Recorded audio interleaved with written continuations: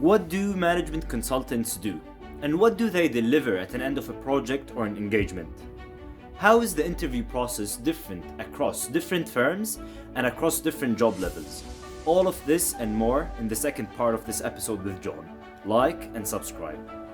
And as an international professional, let's say, at that point, how did you make that decision of I want to shift from one company to another? Because there's those visa issues, you have some concerns about the sponsorship.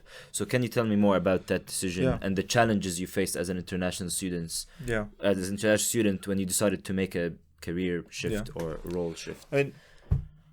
So I obviously you mentioned the visa thing, which was a big part of my decision-making process, where I actually waited until I got my indefinite leave to remain. So I to sort of make that career shift. Move. I was getting a lot of opportunities at Mott MacDonald. So it wasn't like I was staying just for the sake of waiting those 5 years. So if it was different, I would have probably left earlier. But I was getting the opportunities that I wanted, the learning. So I waited for the 5 years, but then it got to a point where, I've reached a point where I knew the company inside out. I knew all of the learning. There were structural changes that were happening. So it just felt like and with the ILR, it felt like the right time to sort of explore something somewhere else. And a company like Gate One, I wouldn't have been able to apply to it before because, for example, there's a small company that doesn't normally sponsor visa. So all of a sudden, after you get your ILR, you're like, there's loads of companies that I can apply to, right? And those companies were off the table just a few months ago. See what I mean? So makes sense. There's of access to firms that don't sponsor. Exactly. But what's your take on someone who is relatively new to the job market? They're international, but they want to make a shift. What's your advice? Like, my advice is if you're looking to shift and you need the visa, obviously, to do it, you need to, more companies than not now after Brexit, they do sponsor, or the expectation is that they will, because of the lack of access to skilled individuals.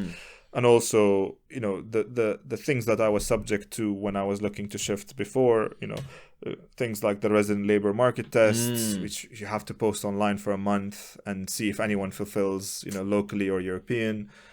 Those things have been removed. So it's kind of like it's a much less hostile environment for people that are looking to shift between jobs.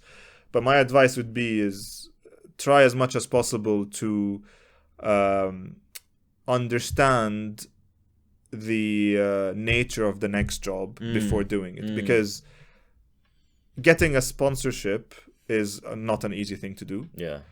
And in terms of, say you get it and it's all, you have a company that's willing to sponsor you, it would be great if you were able to understand what is the day-to-day before you actually make that jump, because say you make that jump and then you don't like it, it's another struggle again. Exactly. So for me, the advice is make sure you do that.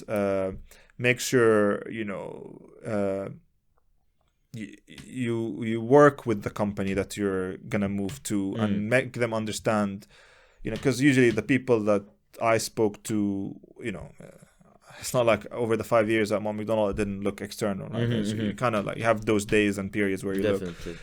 But what dawned to me is that, when you're applying to something and you're dealing with someone from the human resources team, they don't necessarily understand these things and understand the limitations and implications of a visa and stuff like that. So I think being open and explaining your individual circumstances early on would help you sort of avoid potentially disappointment later in the process. Makes sense.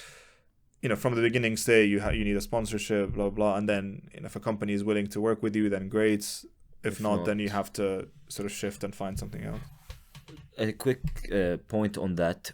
What I realize is maybe it's better to mention that after at least the first call, so they can know you as a person. Exactly. Like, So don't do it directly when you're exactly. in that phase. Exactly. And then do it after. So the first call, sometimes they ask, do you need a work sponsorship? So they do ask that, and you say, and then you have to say answer. it. But then if they don't, yeah. then just get to know them. Get first, to know them, and then let maybe have the you, first yeah. interview, and then do it after. If it goes well, do it after. Makes sense. But don't wait till the last bit when it's like when Yeah. you're being offered Yeah. something. From what you're saying, there's a lot you can do within a digital transformation project. So can you tell us a bit more about what does a project in the digital transformation space look like, and if you can break it down into like a week in the life of, or like I do 20% meetings, 30%, I don't know, strategy building. Thanks. That's a good question. So as a consulting manager, you're not junior anymore, in the sense that your performance is not just judged on project delivery.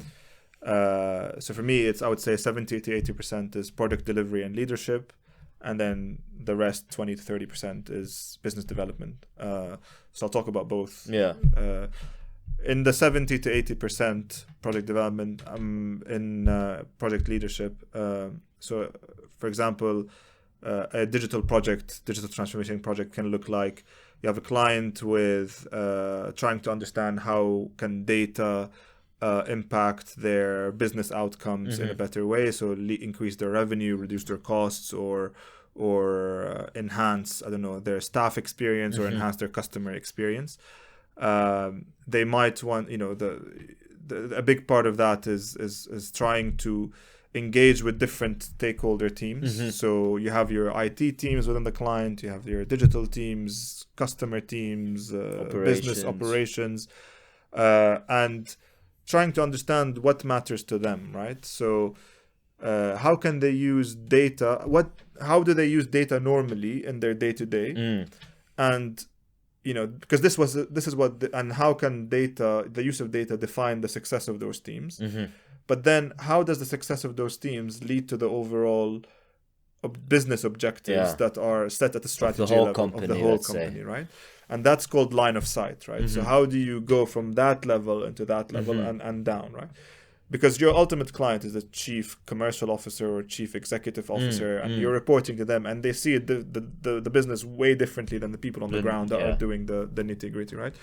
So we meet with them, we understand what they do. They might give us 20 things, and we say, okay, what are the top 5 things that would impact the bottom line for the company? Or like 20 problems, and then you focus on 5 exactly that are easily to that success. Because usually it's like, I don't know if you've heard of the 80-20 rule, but usually you have 3 or 4 things that contribute to 80%, and then the rest is sort of residual, right? So you focus on those things.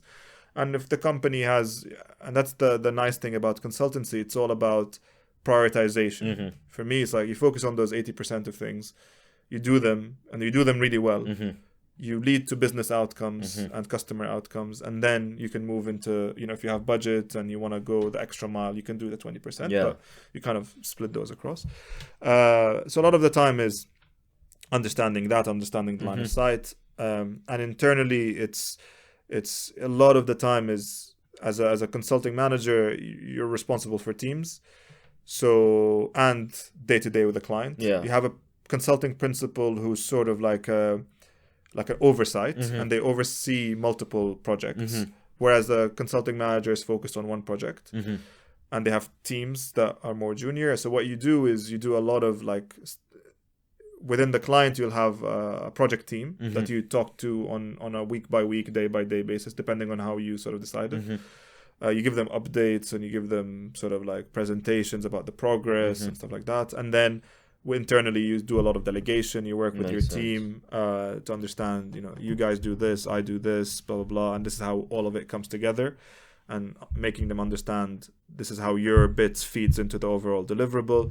And there's a lot of like writing and a lot of like presentation making and discussions, but at the same time you need sort of maybe 10-20% of your time to just sit there and just think. You need to sort of actual like strategy, because you're that point of contact where you're like leading the project in a way. So the principal might ask you, well, what's the progress like, but also the juniors want to ask you, okay, how do we approach that problem? And then the client will also ask you, what's the update on this? So you're that kind of a project management exactly kind of exactly. in addition to all the other things you mentioned. Exactly. So you have to see the way forward, I suppose. And you kind of have to also have a handle on the progress and have a handle on the commercials and the financials of the project, because you're billing the client, but then you're also spending money. So how do you sort of maintain that profit? Assess the margins, etc. And the other big thing is is the workshop aspect, and we talked about it separately, but in terms of sometimes you're there to come up with solutions for the client, but a lot of the time the solutions are in the client's head, but they just need to come together from different teams, and through nice techniques, digital tools, playfulness, that's something that I wouldn't do at McDonald's, whereas this is something different at Gate One. It's like creativity and playfulness to business problems. Makes it more of a relaxed environment for the client. And when you have 3 hours of people who don't normally talk to each other in the client organization coming together, focusing on a problem, then they're like, they have these aha moments of, I didn't think of it that way before, and then this is the solution, right? So it's facilitating the solution out of them. So that's kind of like my 70 to 80% of my time. And then the business development side of it is focused on sustainability and ESG. So in Gate One, we have multiple capabilities, and you're aligned to capabilities. And that's the nice thing about Gate One, is that you're not specifically aligned to a sector or sort of rigidly aligned to a capability. So we have majors and minors. Nice. So my major is digital. So I work on digital projects and digital business development. And my minor is sustainability. Nice. So I can operate across both. And now I'm doing a digital project, but then a sustainability business development, which I'm working on an ESG data offer and people offer. So how do we sort of help clients? I talked about it before on the people and data side. And internally looking at a internal project where we're looking to measure the impact of our projects on the environment and society, and trying to quantify that impact using a framework, using the SDGs, using different sort of measurement mechanisms that are out there. And also I'm working on a partnership piece where Gate One sustainability is really focused on the change and transformation and people angle of you have these big challenges that are coming from a climate sustainability space. As a client, you need to rethink how you do your business, and a lot of it you need to change the way you operate. You need to change your business model. We can set the strategy for that, but the thing that I haven't seen in the industry is how do you actually deliver that strategy? So Gate One is positioned on the strategy and the delivery space. Nice. But they don't necessarily do the technical stuff around carbon accounting or understanding carbon footprinting or that sort of thing. So how can we partner with other companies that complement our core capabilities, so that when we're talking to clients, we're offering them an end-to-end service. We're not just offering them a piece of the pie, we're offering them the entire pie. Yeah, makes sense. It's interesting that you deal with a lot of people internally, other companies, to expand that business development offerings part, but also you need to manage the people that work with you, the more junior people on the team. So it's a pretty interesting role. And then when you deliver a strategy, what does the final outcome look like? Is it like a tool? Or it can come in different formats? So success is different. It means different thing to different companies, right? Project. So if you're doing a strategy space, the end deliverable is a well-written sort of like. For me, it's like I like to answer things in a why, what, and how question, and by when. So a strategy is something that sets the business problem. Why do you need to change? Why is there a need to do something? What is the focus? So when you talk about prioritization, this is what we're going to focus on. And then the how is when, how are you actually, this is the bit that you execute. Is it a tool? Is it a people change program, upskilling people? Is it an operating model change, how you sort of operate internally? Or is it a business model change of how you actually interact with the market? So that's the how. And the by when is the roadmap. It's the prioritization piece in sort of in play, right? By this year I want to do this, by this year I want to do that. These are the resources that I need. This is the money and the funding that I need, and that's sort of what a good strategy piece looks like. Makes sense. And then the implementation delivery side of it is you actually go by the roadmap, and you actually work with the client, so it's not just an advisory. Exactly. So you actually we embed people in the client organization to deliver. That's the model of delivery part, and you're also sort of part of the client organization as well. So it's kind of that peer-to-peer relationship, as opposed to we're the consultants, we're telling you what to do. And so we do both, and my projects so far have been on the strategy space, but the majority or a big part of people are on the sort of delivery space, which again is something I didn't mention before. Is another reason why I wanted to make a switch into a place that does strategy and delivery. Because at Mott, I was really focused on the strategy side, which is really interesting because you're sort of solving the problem. But I didn't feel that... You see how it's being solved, actually. Exactly. And you can write so many strategies, but then you don't know whether your strategies are, in fact, deliverable. Like, can you actually deliver on them? So I wanted somewhere where I can also sort of like, do a strategy and then potentially do a bit of delivery. And then say, this didn't work. So go back and reiterate the strategy, or either in this client or another client, right? So it's just that sort of cycle of learning that I was really missing. Yeah, makes sense. For someone interested in applying to a consulting role, whether it's Mott MacDonald or Gate One, what's the process? How does the process look like? And is it different from applying to the Big Four or other consulting companies? I think it's important to note that so each company has its own process, and and the process is different for the same company if you're a grad or if you're an experienced professional, right? But what's consistent, and I've seen across all companies, is 3 parts to the interview process, maybe 4 actually. The first one is there's going to be at some point, whether it's, in Mott MacDonald it was 45 minutes, in Gate One is an hour and a half. It's like competency-based fit interview. Just knowing the person. Just knowing the person, tell me about the time when you demonstrated leadership skills. Tell me about the time when you've dealt with a challenging client or situation or colleague, and how did you go about it? And for me, the big learning or the big framework to use, I don't know if people have heard of it, is the STAR L technique. I added the L. I know STAR, but what's I the added L? the L at the end. That's a personal people don't know. Yeah. It's learning. What did you learn at the end? Oh, nice. So it's situation, task, action, result, and what did you learn? Nice. So that's really important because that shows that growth mindset. And every time I've used the STAR L technique, it works really well. So that's one thing. The other thing is the case study, the dreaded case study. Some companies do it differently than others. So, for example, the big 3, McKinsey, Bain, BCG, they give you a lot of training resources, and you have to really nail it. You have to prep, and it's sort of like it's on the spot. Like you go into the interview, and then you have someone there, and they give you a high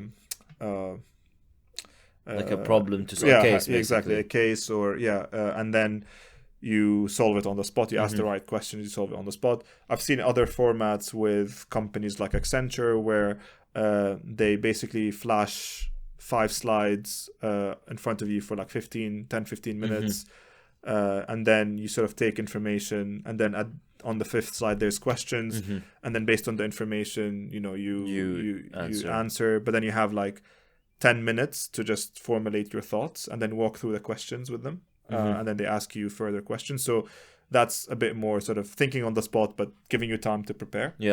And then the other extreme is Gate One, where they sent me a case study by email, and then they said prepare 5 slides in 1 hour. So I had 1 hour to myself to prepare those 5 slides, and then you jump on a call, and then you walk them through those slides. But that's why it was good is because we have a very good human resources and talent acquisition function where they actually want you to pass. In terms of like, if you get to that round, like you've done very well in the previous round, so like they actually want you to do well. So they kind of give you hints of what to expect. So at least you have a template that's ready to go in, and you just fill in the template. And then there's another aspect of probably more relevant to junior levels as opposed to experienced hires, which is the assessment center and the group exercise, where again they give you a business problem, but you have to solve it as a group. And then you know, people are there sort of looking at your behaviors and looking at how you deal with others and work with others, which again for me is one of the bits that I don't like about the interview process, because you're all there competing for the same roles, but you're having to put on sort of like, I don't know, a friendly face to potential enemies, right? It's sort of like a competition, right? So it's so for me, I don't like that. And then the other bit is, you know, I mentioned presentations, like you could be asked to do a presentation. And then the bit when I was interviewing people at my role at Mott MacDonald, I introduced a written exercise purely because we needed people to be writing very good English and the reports and the deliverables and the slides. And what I did was I just added it as like a bolt-on to the case study. So you have time to, you know, we give you one slide with questions, kind of like Accenture. You have some time to prep. You walk us through your approach.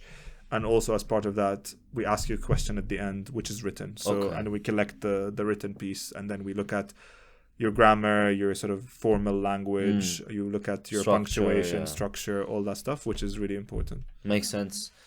I'm an international student and I want to come to London. I'm interested in management consulting. I'm applying to jobs. What are some advice you have, whether it's we can do skills to develop or like application strategy? Like what's one very useful advice you think that can help these students get from a skills perspective? Do things that demonstrate your technical skills and your soft skills. So if technical skills is work on like improving your written English, your technical writing, report writing. From a soft skills perspective, work on teamwork, and that's something that I've done on my master's, for example. A lot of the projects will be team-based. People come from different backgrounds and people have different working styles. So make sure you get exposed to different situations, a case or a problem within a team. Exactly. Because you're almost guaranteed that you're going to get questions about teamwork in your interview process. And look at leadership sort of skill sets as well, whether it's kind of like in a sports team, being a captain, being a coach, something like that, extracurricular. Again, they'll ask you about a time when you've demonstrated leadership. So those things definitely look at.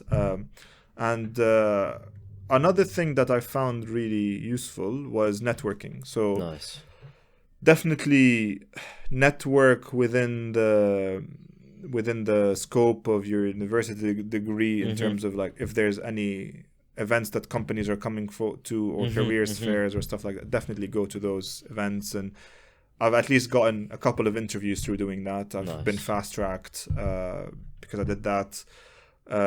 And in terms of like trying to think of other things and read about like the different types of consulting that different companies do, because not all consultancies are equal. Not all of them do the same thing. And when you apply to jobs and do interviews or write cover letters, it's very easy to be repetitive and just change the sort of keep the same answer, but just change, the types, name drop another project that the company worked on. No, there's really key differences between different organizations. Try to know the unique selling points of each and mention it. Exactly. Makes sense. John, thank you a lot for your time. Thank you for having me today. I really appreciate it. Thank you for having me. Thanks for watching, and watch us in the next episode. Thank you. Thank you very much.